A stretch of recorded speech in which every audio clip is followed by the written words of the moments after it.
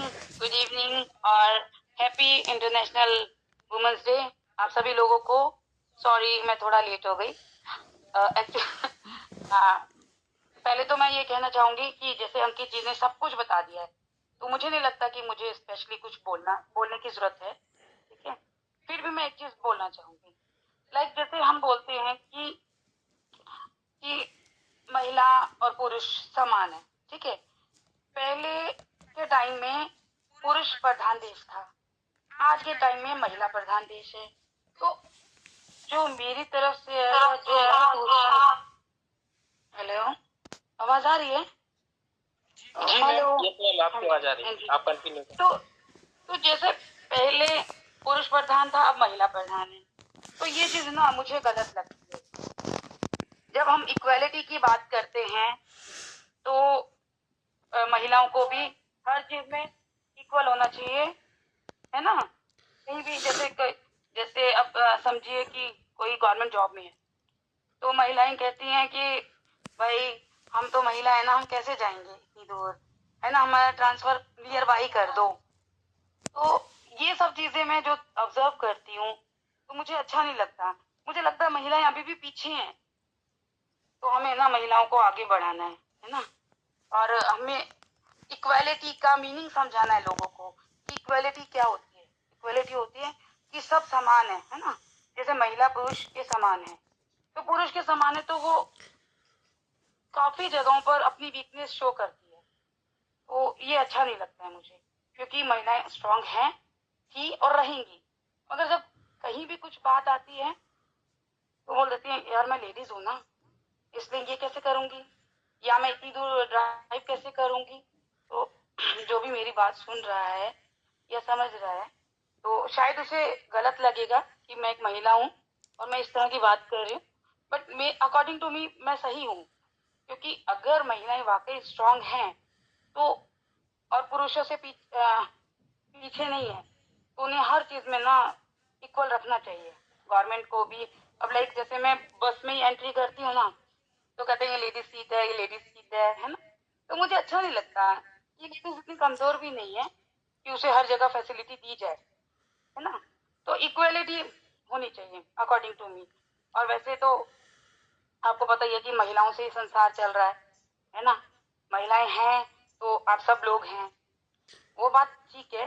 But इस बात पे भी गौर कीजिएगा आप सभी लोग कि मैं एम आई रॉन्ग, मैं गलत सोचती हूँ।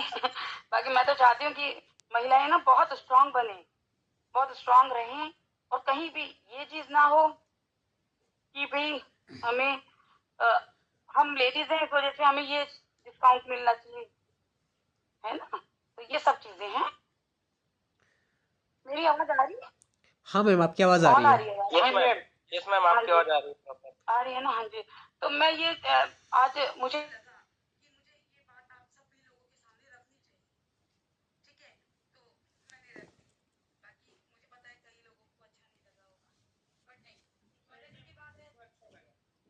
हाँ जी,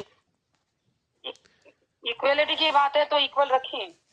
जैसे कि अभी लेडीज का इतना वो हो रखा है बहुत, मैं जैसे कि कई बॉयज कई मेंस मुझे कॉल करते हैं कि भाई हमारी वाइफ ने केस कर रखा है या हमारी वाइफ टॉर्चर कर रही है। तो ये चीज नहीं होनी चाहिए। जो चीज जो गलत है, चाहे वो लेडीज है चाहे वो जेंट्स है, उसको पनिश करना चाहिए। कोर्ट को, समाज को, सबको।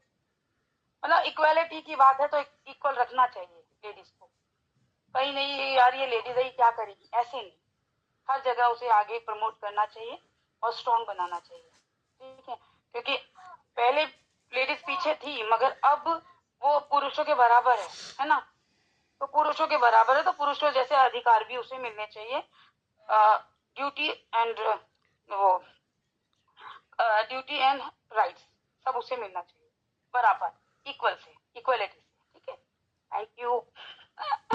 थैंक यू आप लोगों को सब ये। हाँ जी मैम, आप बताने के लिए हम लोग को बहुत अच्छा लगा मैम, आपकी बात सुनकर। हम लोग आप बताए ये सही बात है। आज के देखा जाए तो इसके लिए मैम आपको दिल से मैं धन्यवाद देता हूँ। Thank you. Thank you ma'am, मैं चाहूंगा कि आप अपने जीवन के बारे में भी कुछ हम एक्सपीरियंस शेयर करें और अपनी लाइफ की मैं यही कहने वाला था निरंजन जी। स्ट्रगल रही वो भी शेयर करें। ओके, चलिए मैं बताती हूँ। एक्चुअली मैं 12-13 साल की एज थी मेरी, और मेरी ब्रेन टीवी हो गया था। उसकी वजह से मेरी आंखों की रोशनी चली गई। उसके बाद मुझे लगा 2 साल डिप्रेशन में थी मैं सपने देखती थी, पता है मैं सपने देखती थी कि थोड़ी देर में, मतलब थोड़े दिनों में ही मैं ठीक हो जाऊंगी, मेरे को फिर से दिखने लगेगा, है ना। तो मैं इस जो ये लाइफ थी जो मेरी डिसअपॉइंट हो गई थी बहुत। अब उसके बाद मतलब मन में ये रहा कि ठीक हो जाएंगे, तो मैंने कुछ किया नहीं। आफ्टर दैट ये मेरी एक आंटी थी, उन्होंने मुझे बोला कि भाई आप पढ़ सकते हो, आपकी लाइफ खराब नहीं हुई है। फिर मैंने पढ़ाई शुरू की। पढ़ाई शुरू करते करते मैंने बीए किया था, उसके बाद मेरी शादी हो गई। उसके बाद लाइफ चलती ही रही, ऐसे ही अप एंड डाउन आते रहे, बहुत सारी प्रॉब्लम्स रही। कभी फैमिली वाले मुझे घर से बाहर ही नहीं निकलने देते थे, बोलते थे बिना ही तुझे कुछ हो जाएगा, है ना, तू देख नहीं सकती तो तुझे कुछ हो जाएगा। फिर उसके बाद मेरी जब शादी हुई, तो शादी होने के बाद मेरे हस्बैंड ने मुझे घर से बाहर निकाला। उन्होंने मुझे चलना फिरना सिखाया, मोबिलिटी वगैरह, और भी कई चीजों में उन्होंने मेरा सपोर्ट किया। और पता क्या है, एक सेइंग है, मुझे याद आ गई, behind every successful man there is a woman. But मैं इस से ना एग्री नहीं हूँ। Behind every successful woman there is a man. मैं इस बात को मानती हूँ और ये बात भी फैक्ट है, सच्चाई है कि अगर कोई भी औरत सक्सेसफुल है तो उसके पीछे उसका मतलब आदमी है, मैन है, ठीक है। तो फिर उसके बाद मेरे हस्बैंड ने मुझे काफी सपोर्ट किया आगे बढ़ने में। फिर उनकी डेथ हो गई। डेथ के बाद फिर काफी लोगों ने मुझे बोला कि भाई आप ऑर्गेनाइजेशन को संभालो, बट मेरा मन नहीं कर रहा था, क्योंकि मुझे लगता था यहाँ आने से मेरा मतलब बहुत कीमती जो चीज है वो खो गई। तो मेरा बिल्कुल मन नहीं था ऑर्गेनाइजेशन रन करने का, बट लोगों ने मुझे एनकरेज किया, फिर मैंने इसको रन करना शुरू किया।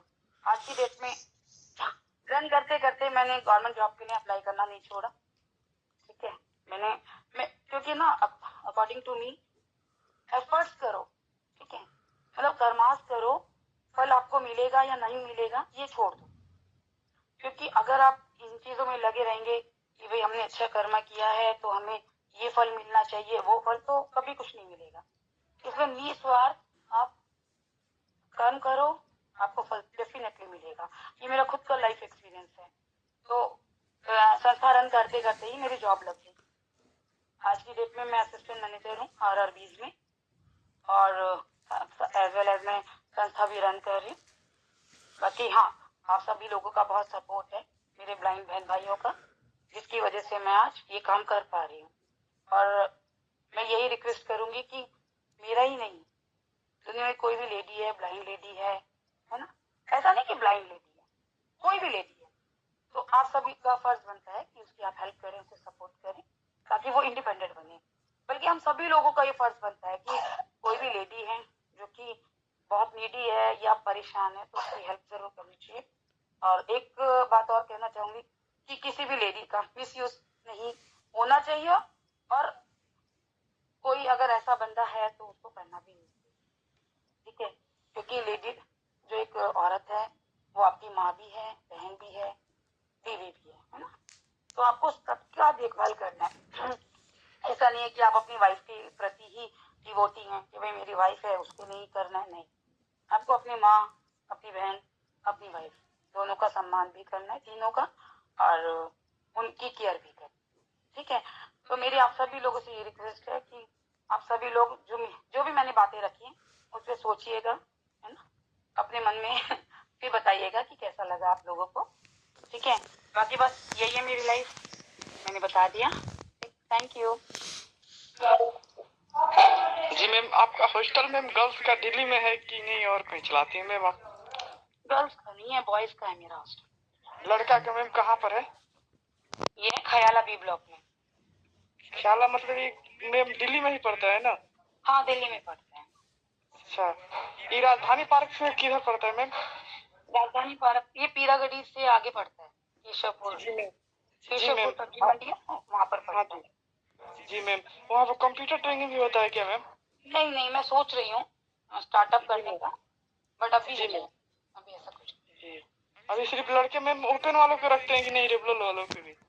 मैं ओपन वालों को ही रखती हूँ, क्योंकि रेगुलर वालों को तो हॉस्टल में ही दोस्त, रहना है ना। आपको हॉस्टल के बारे में जो भी बातें करनी है उसमें नंबर दिया हुआ है, आप मुझे व्हाट्सएप कर देंगे, मैं मैम का नंबर आपको पर्सनली भेज दूंगा, थैंक यू। आप अच्छे से बात कर पाएंगे मीटिंग, क्योंकि अभी और लोग भी बचे हुए हैं, माफी चाहता हूँ मैं आपको रोका बीच में। Thank you. Thank you. आप डायरेक्टली मैम से बात कर सकते हैं, मैं नंबर आपको शेयर कर दूंगा मैम। ठीक है, मैं म्यूट ऑफ कर दूँ। Okay Ramdev. Yes ma'am, yes, thank you ma'am.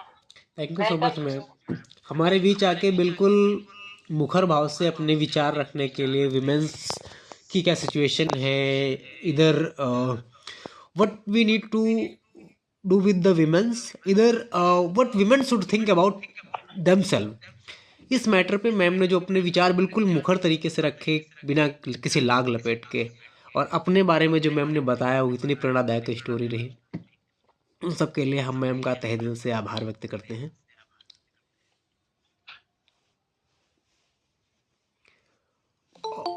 और इस कड़ी में अब हमारे साथ चूंकि हमारे कई अन्य साथी भी जुड़े हुए हैं, तो वन बाय वन हम अपने साथियों को बुलाएंगे जो कि अनेक विषयों पर अपने विचार रखेंगे।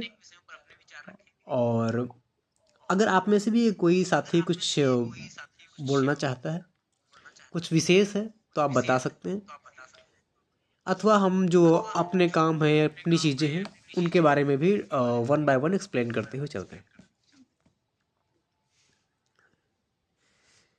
Dear friends,